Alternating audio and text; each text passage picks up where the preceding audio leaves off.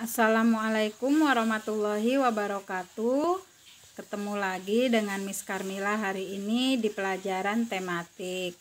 Apa kabar anak-anak Miss semuanya?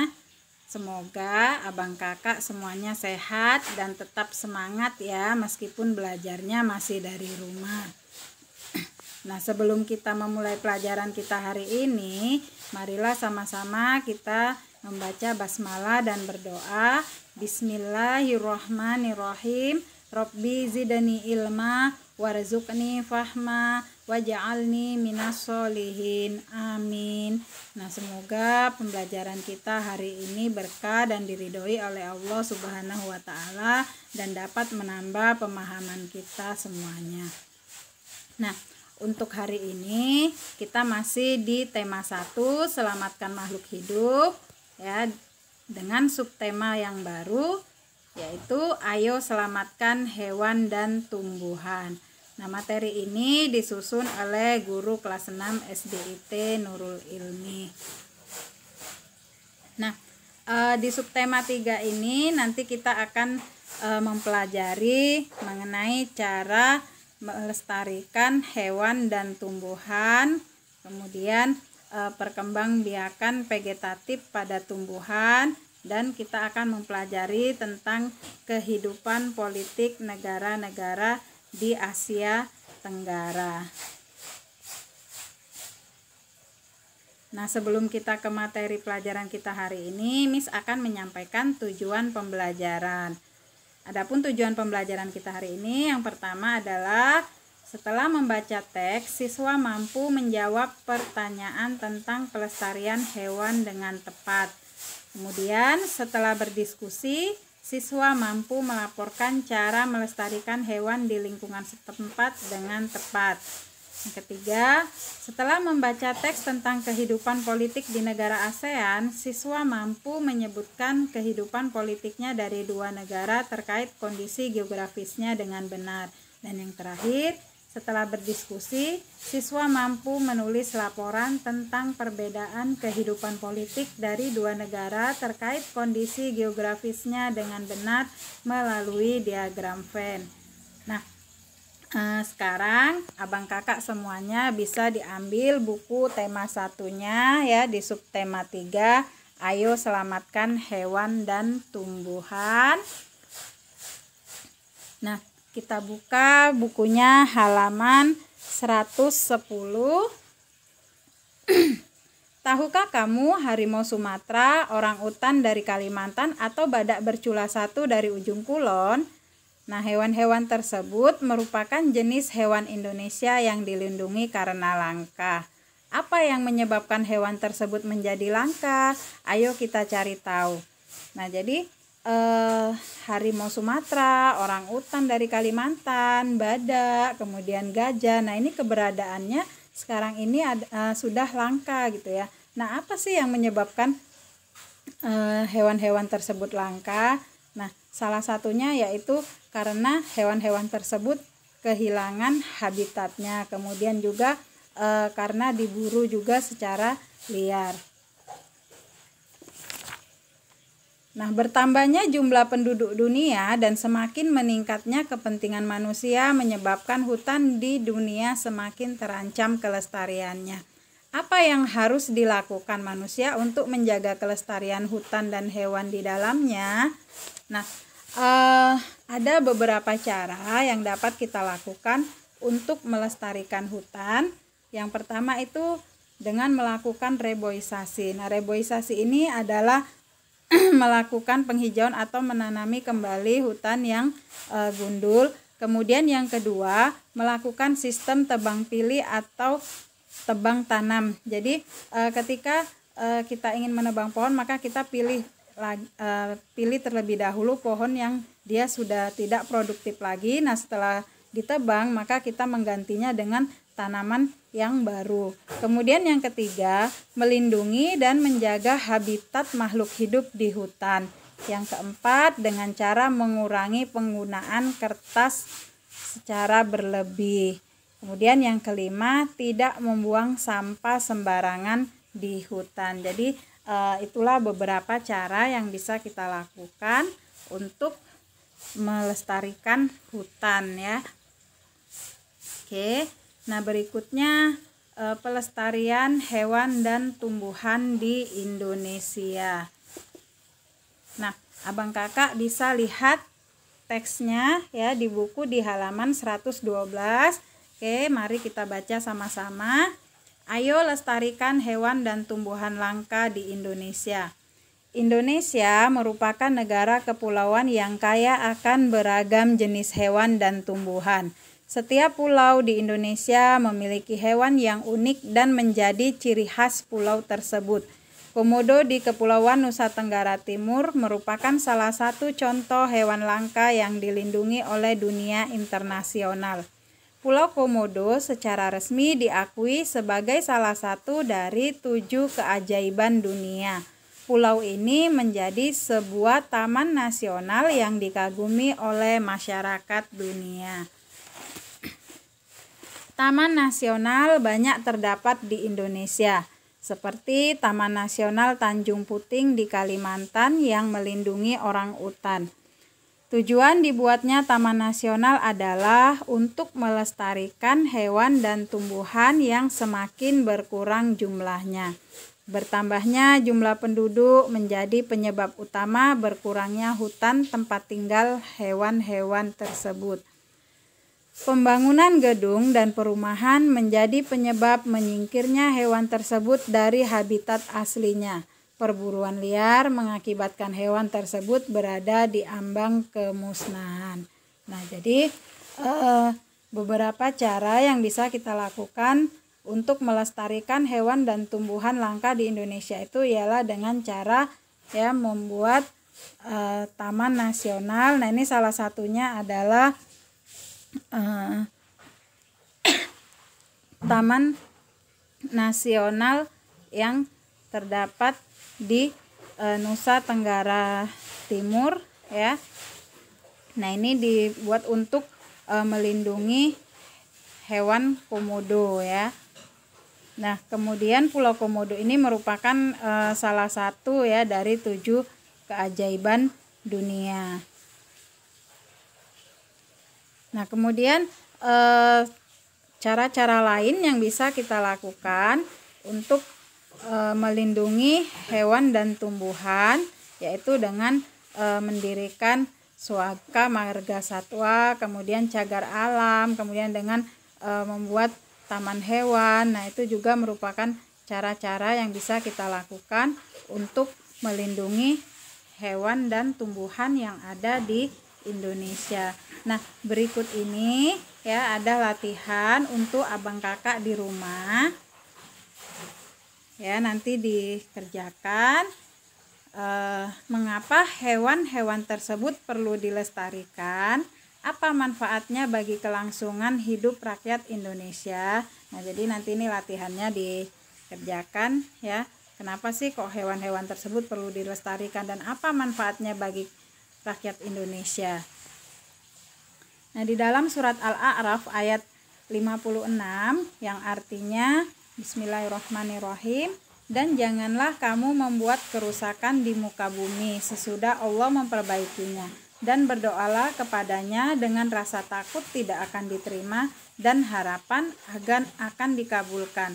Sesungguhnya rahmat Allah amat dekat kepada orang-orang yang berbuat baik. Nah, jadi kita tidak boleh melakukan kerusakan di muka bumi ya. Jadi banyak sebenarnya kerusakan yang terjadi di muka bumi ini karena ulah tangan manusia ya, misalnya melakukan pembakaran hutan, membuang sampah sembarangan, berburu hewan. Nah, akhirnya apa? Akibatnya itu kita juga yang akan merugi, kita menjadi kekurangan oksigen, kekurangan lahan hijau, dan hewan-hewan juga kehilangan habitatnya. Nah, untuk materi berikutnya yaitu politik di negara ASEAN. Hewan dan tumbuhan telah memberikan manfaat yang luar biasa, bukan hanya untuk penduduk Indonesia, namun juga penduduk di Asia Tenggara.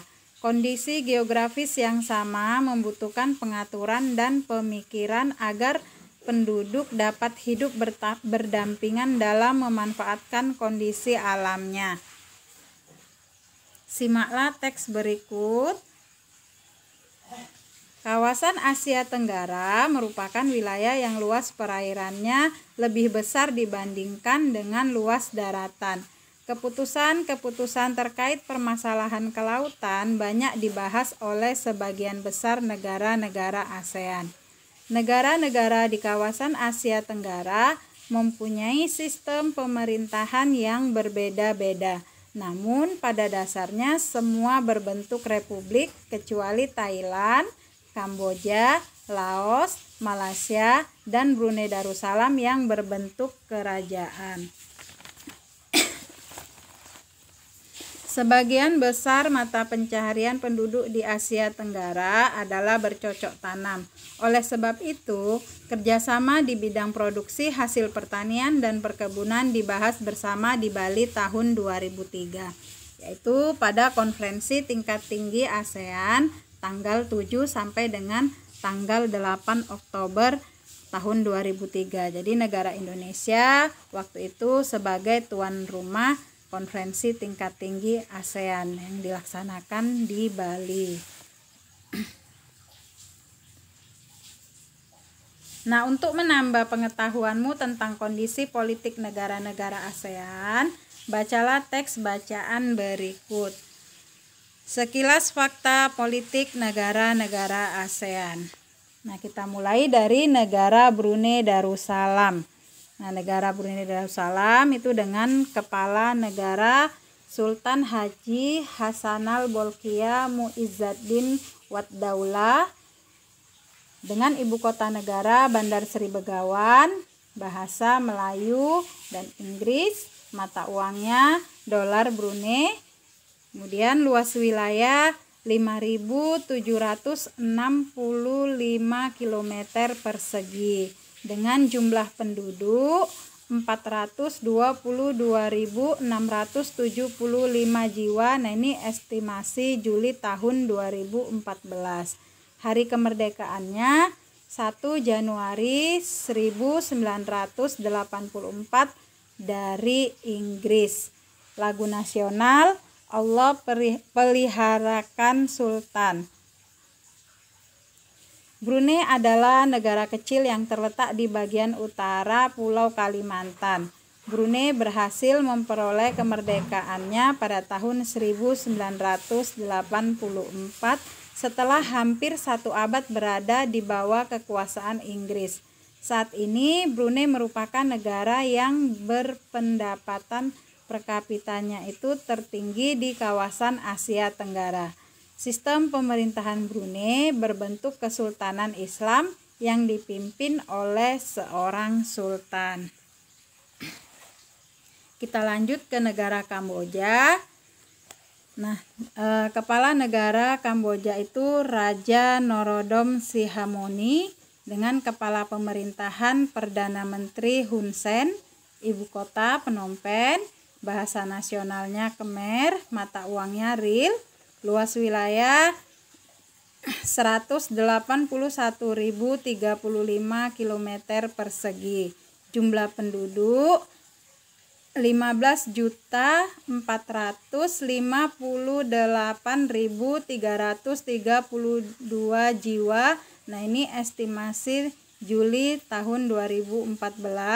Hari kemerdekaannya tanggal 9 November tahun 1953 dari negara Prancis. Lagu nasionalnya No Courage atau Royal Kingdom. Luas wilayah Kamboja tidak besar. Wilayah Angkor merupakan pusat pemerintahan Khmer. Kekaisaran ini menguasai sebagian besar daratan utama Asia Tenggara di abad ke-9 sampai dengan abad ke-23. Bangunan peninggalan Kekaisaran Khmer yang sangat terkenal adalah Candi Angkor yang juga dijadikan lambang di bendera negara Kamboja. Nah,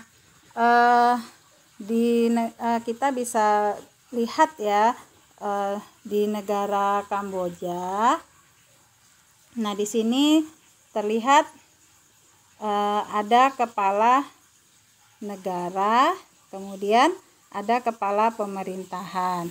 Nah, perbedaan kepala negara dengan kepala pemerintahan. Nah, kalau kepala negara itu adalah jabatan individu yang berperan sebagai wakil tertinggi dari sebuah negara. Jadi kepala negara ini dia sebagai pemimpin negara, sedangkan kepala pemerintahan itu adalah pemimpin pemerintahan atau kabinet yang melaksanakan tugas-tugas pemerintahan sehari-hari. Nah, biasanya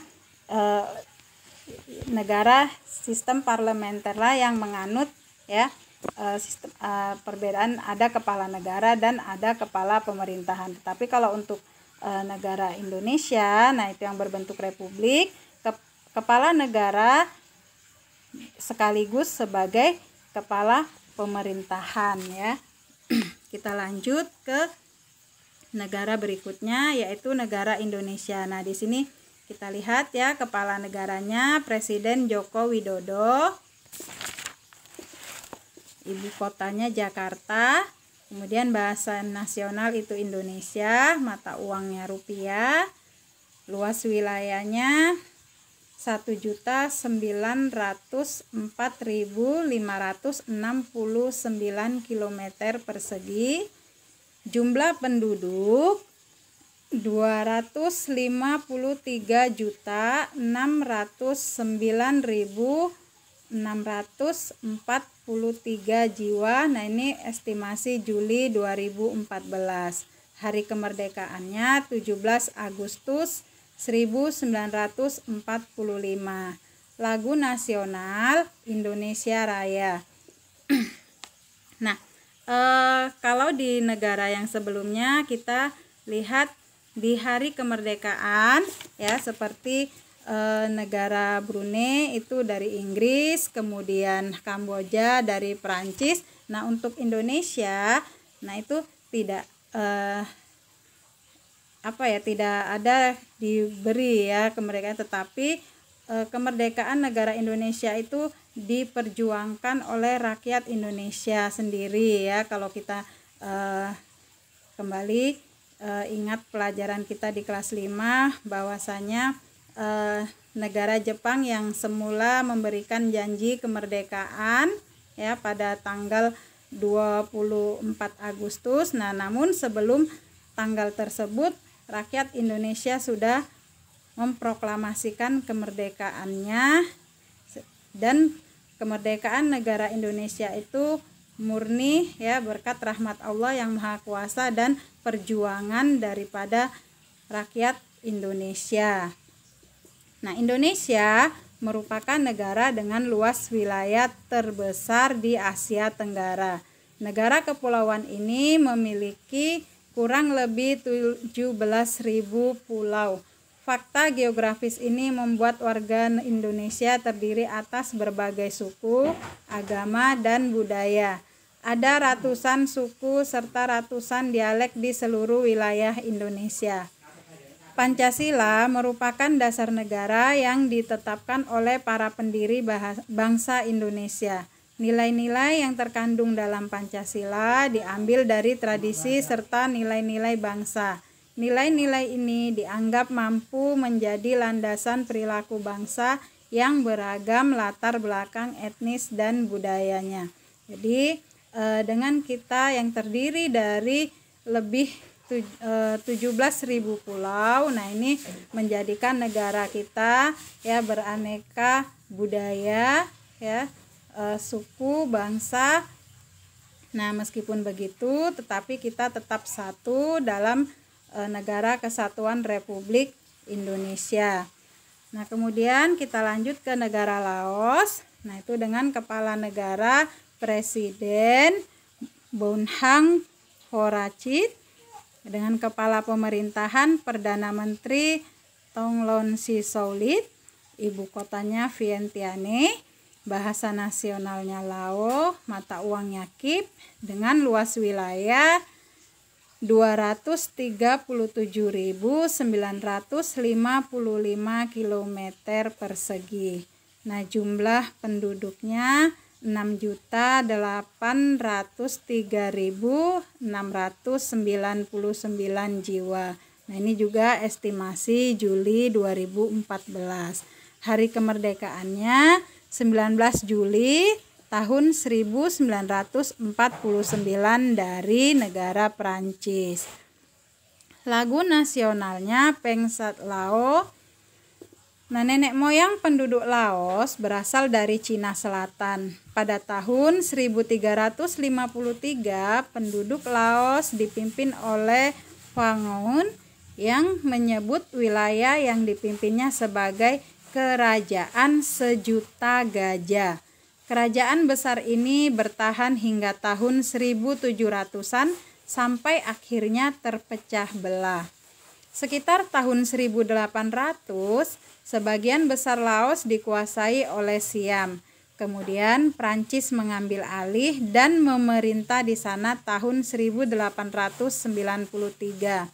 Pada tahun 1893, Prancis mengambil alih kekuasaan. Pada tahun 1954, Perjanjian Jenewa menetapkan Laos sebagai sebuah negara yang bebas dan netral. Perang saudara masih berkecamuk antara pasukan yang setia kepada pemerintah melawan gerilyawan komunis Pathet Lao. Nah, kemudian kita lanjut ke negara Malaysia. Nah, kepala negaranya Sultan Muhammad. Nah, sekarang ini kepala negara Malaysia yaitu Tengku Abdullah ya. Kemudian kepala pemerintahannya Datuk Sri Muhammad Najib bin Tun Abdul Razak. Nah, ini menjabat sampai dengan tahun 2018, kemudian digantikan oleh Datuk Mahathir Muhammad sampai Februari tahun 2020. Sejak 1 Maret tahun 2020 yang menjabat sebagai kepala pemerintahan yaitu Datuk Muhyiddin Yassin. Nah, ibu kota negara Malaysia yaitu Kuala Lumpur. Kemudian bahasanya Melayu, Inggris, Cina, dan Tamil. Mata uangnya ringgit. Luas wilayah 330.803 km persegi. Jumlah penduduk 31.746.000 jiwa. Hari kemerdekaan 31 Agustus 1957 dari Inggris. Lagu nasional Negaraku. Tahun 1400-an, wilayah di Selat Malaka mulai dikenal sebagai pusat perdagangan. Sejak saat itu, wilayah tersebut menjadi daerah yang diperebutkan. Tahun 1511, Portugis berhasil menguasai Malaka. Tahun 1641, Belanda mengambil alih, lalu tahun 1786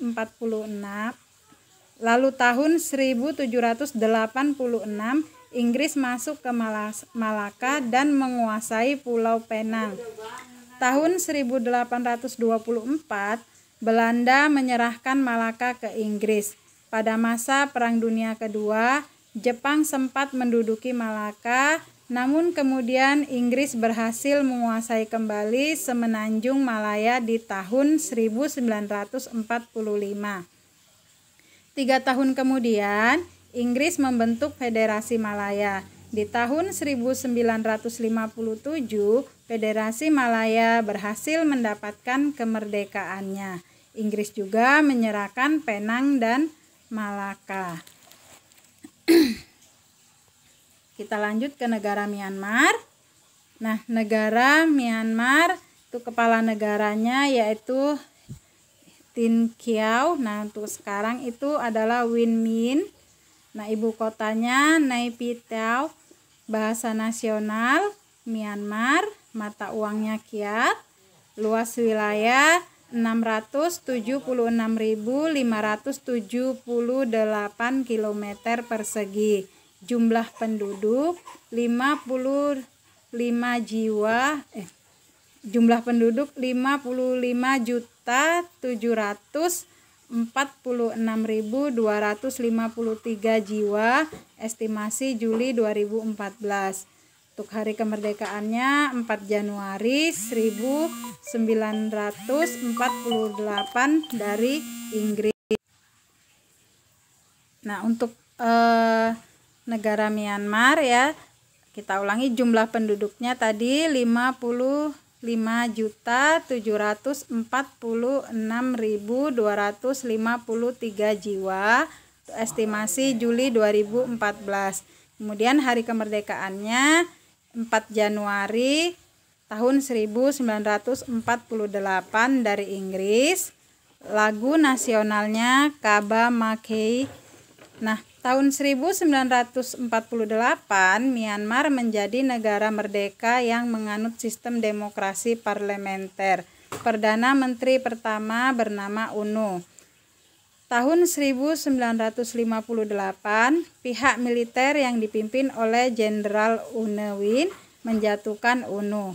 Mereka mengambil alih kekuasaan negara. Sejak saat itu, Myanmar menganut sistem satu partai politik dan meninggalkan sistem demokrasi parlementer.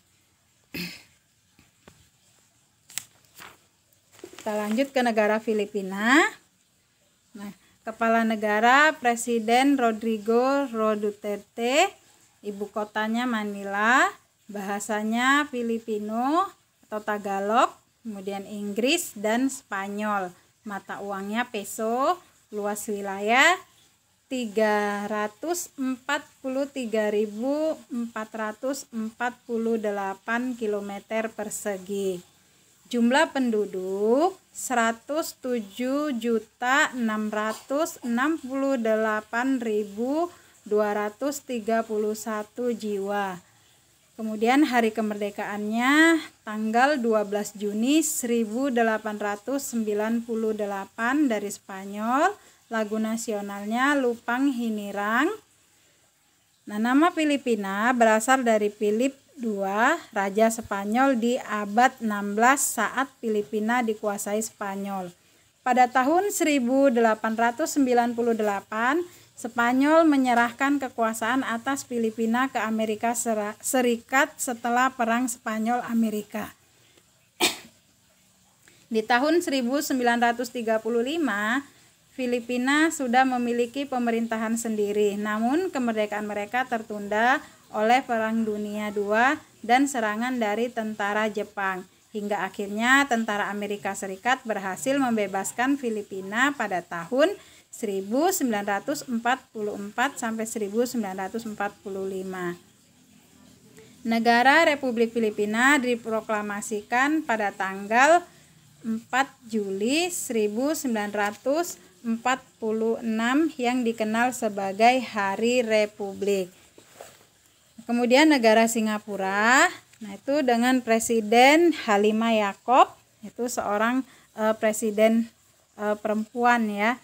Kepala pemerintahannya Perdana Menteri Lee Hsien Loong, ibu kota Singapura. Bahasanya Inggris, Melayu, Mandarin dan Tamil. Mata uangnya dolar Singapura. Luas wilayah 716 km persegi.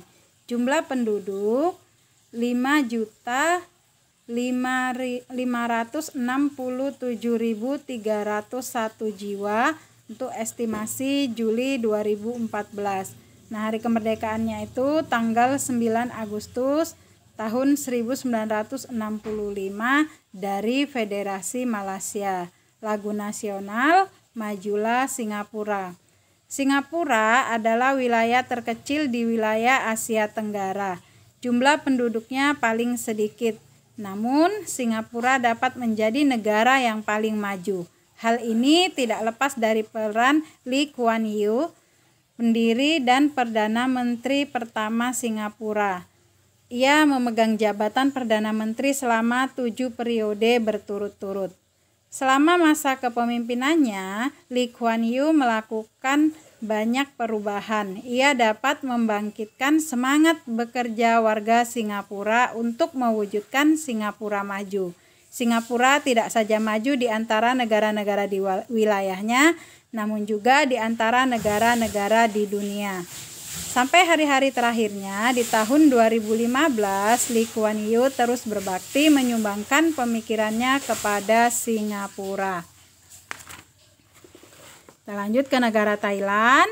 Nah, dengan kepala negara Maha Vajiralongkorn, kepala pemerintahan Perdana Menteri Jenderal Prayut Chan-o-cha, ibu kotanya Bangkok, bahasanya Thai, mata uang Baht, luas wilayah 513.120 km persegi.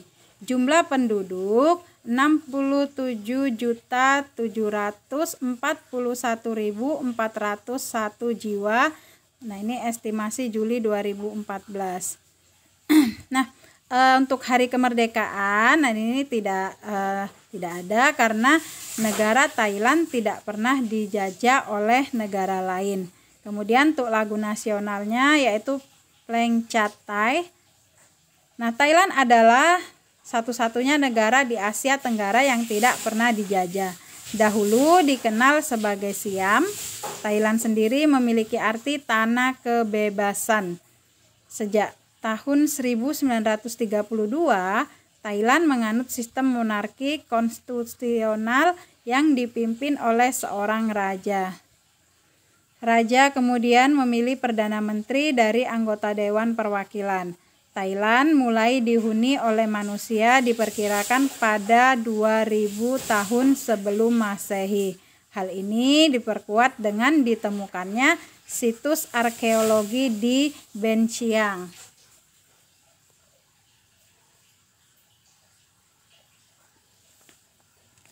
Nah, kemudian negara Vietnam, kepala negara Presiden Tran Dai Quang, kepala pemerintahan Perdana Menteri Nguyen Xuan Phuc, ibu kotanya Hanoi, bahasa nasionalnya Vietnam, mata uang Dong, luas wilayah 331.210 km persegi. Jumlah penduduk 93.421.835 jiwa. Hari kemerdekaannya tanggal 2 September 1945 dari negara Prancis. Lagu nasional Tien Quan Cha. Nah, Vietnam merupakan sebuah negara sosialis yang dipimpin oleh Partai Komunis Vietnam. Presiden merupakan kepala negara yang sekaligus menjadi pemimpin militer. Perdana Menteri dipilih untuk menjalankan pemerintahan. Penduduk awal Vietnam berasal dari lembah Sungai Merah sekitar 5.000 tahun yang lalu.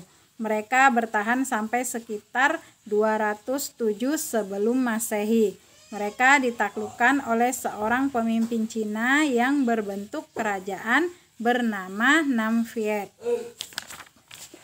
Nah, itulah tadi ya sekilas tentang kehidupan politik di negara-negara ASEAN ya.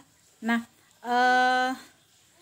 di pembelajaran sebelumnya Abang Kakak sudah memilih 2 negara ASEAN dan membandingkannya dalam hal kegiatan ekonomi.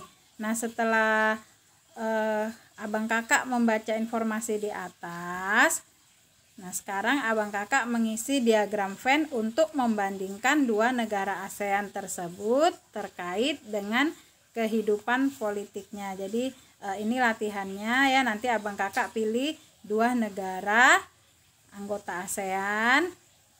Nah, dibuat dalam bentuk diagram Venn.